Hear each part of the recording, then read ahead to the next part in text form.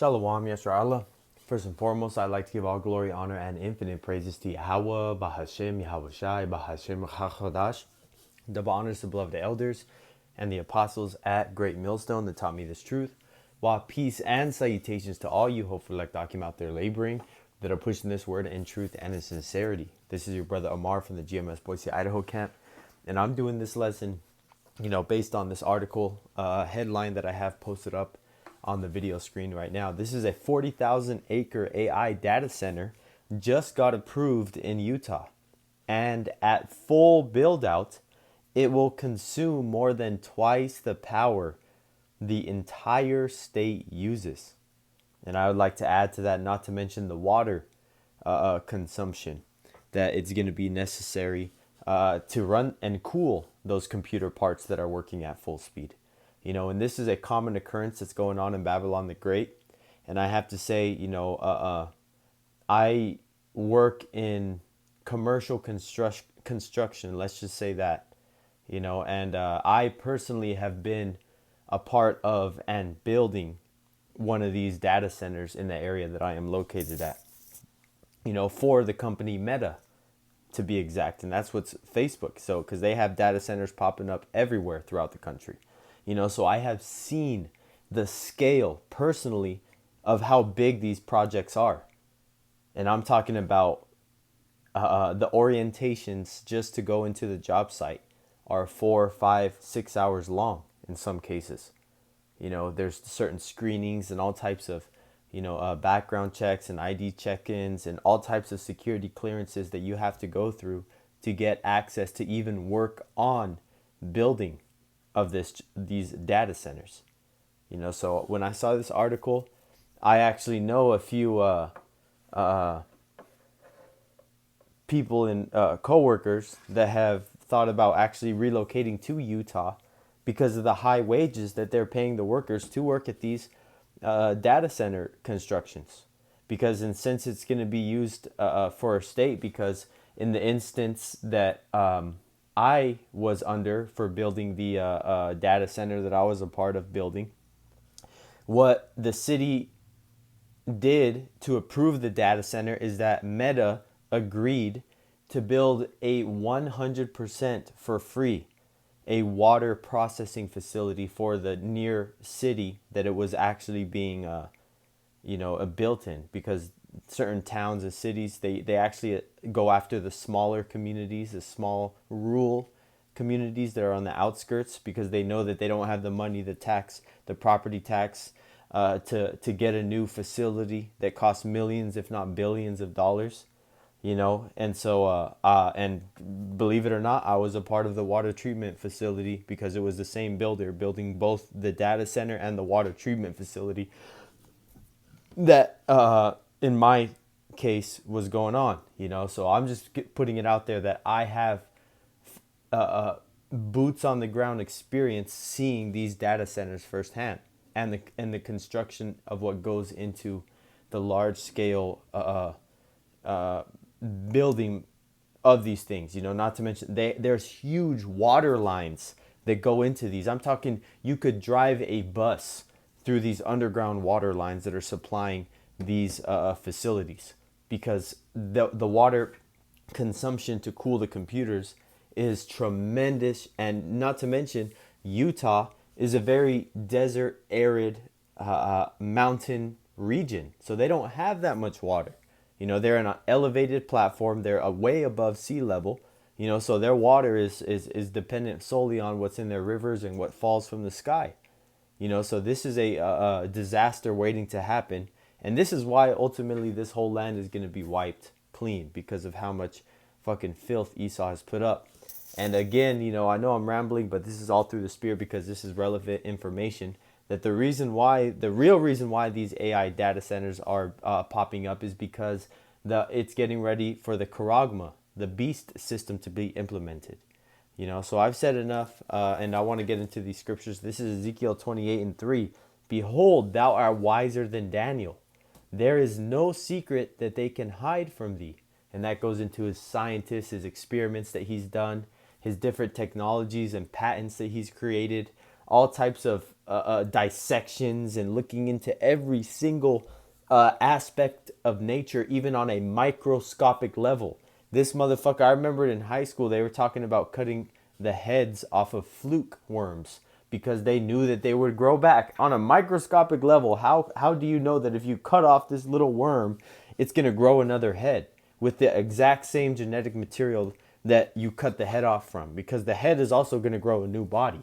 So Esau has done the most when it comes to his science and his gene splicing and his pollution of what is natural to this world. His microplastics, his silicones, his Teflons, etc.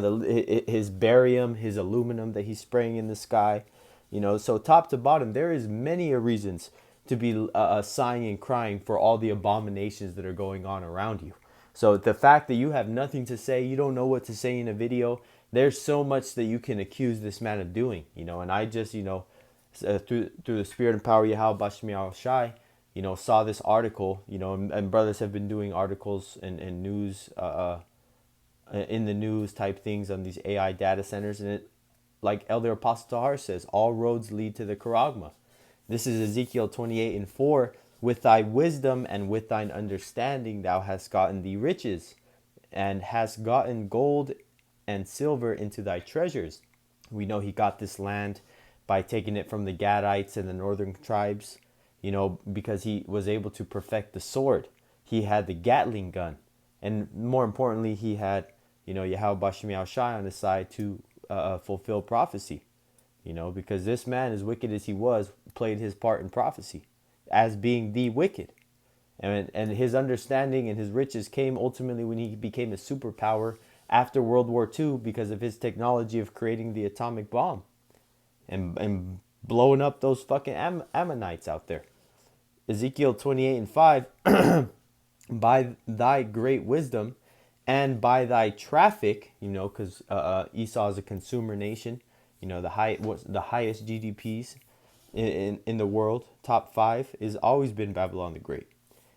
By thy great wisdom and by thy traffic hast thou increased thy riches, and thine heart is lifted up because of thy riches. And that's why there's a port city everywhere, because there's constant trade. That's why it also says in Revelation 18, how I believe it's Revelation 18, Salakia, now I'm questioning myself, about how the great shipmasters from afar off saw her burning and wept, So because of how much money that these other nations were making off of this bitch.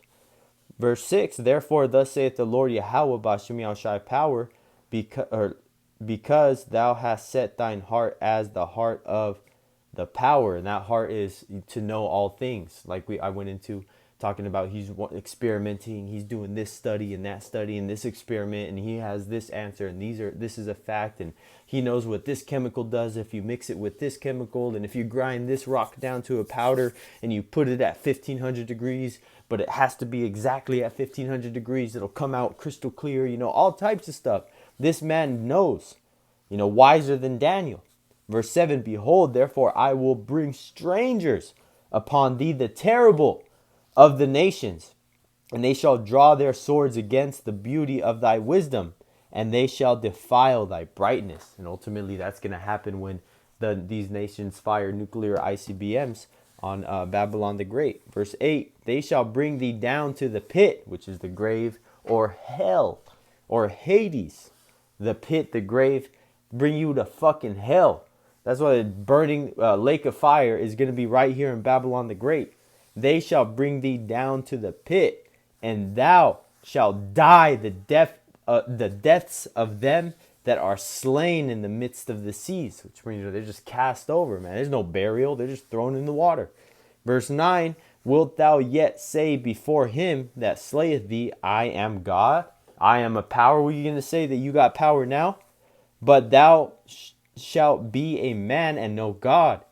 In the hand of him that slayeth thee, thou shalt die the deaths of the uncircumcised by the hand of the strangers, for I have spoken it, saith the Lord Yahweh Bashmi Shai power.